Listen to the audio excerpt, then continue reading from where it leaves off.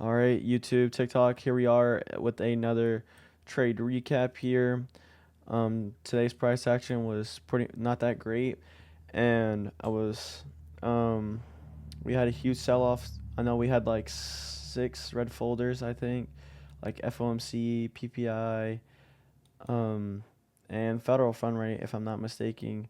Those dropped later, but that did affect the market quite a bit here. So let's break down on how what I thought was going to be a good trade, but it didn't turn out the way I wanted to. But not every strategy is like 100%. So let's kind of get into how my thought process during this trade. So we had some strong 4 hour liquidity to the downside, and then we got a 1 hour SMT here, and then let's go back to 5 minute here. Actually, no, let's go 30 minute here. All right, so like on 30 minute, I was hoping that we're gonna inverse this 30 minute gap right here with some strong liquidity to base it off of, and then let's get into 5 minutes so I can actually get into where I was able to enter and why I entered this. So keep in mind we have those red folders. We did have a huge sell off during pre-market, so I think that wasted pretty much all of their liquidity for market opened here. And then the entry part was we were getting some strong bullish upside here. A wick almost came into the 30 minute gap here, but it wasn't able to, strong like close strong the candle. And then what made me want to enter is that we were getting some strong upside here on this candle. So it was a 5 minute candle in the direction that I wanted to take a trade in towards.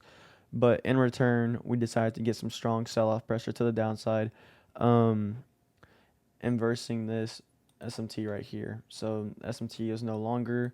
We still haven't taken out this 4 hour strong draw on liquidity to the upside here. So and then my target was like up here, but that didn't really hit here. So maybe these strong draws on liquidity to the upside we can still possibly target.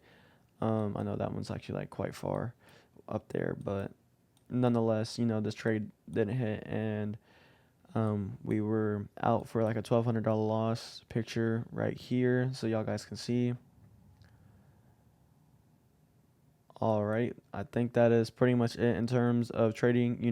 Not every strategy is like 100% there, but nonetheless, we showed up for the day, and we had a strong bias to longs here, but I think when I went to tune in um, to their live stream, TJRs, they were saying what was like really cool is, and what I didn't consider, and I think the reason why I lost here, and I think why a lot of people kind of lost here, because typically when we get a large sell-off like this, we don't get an immediately upside. We don't get like a strong immediately snap to the upside here.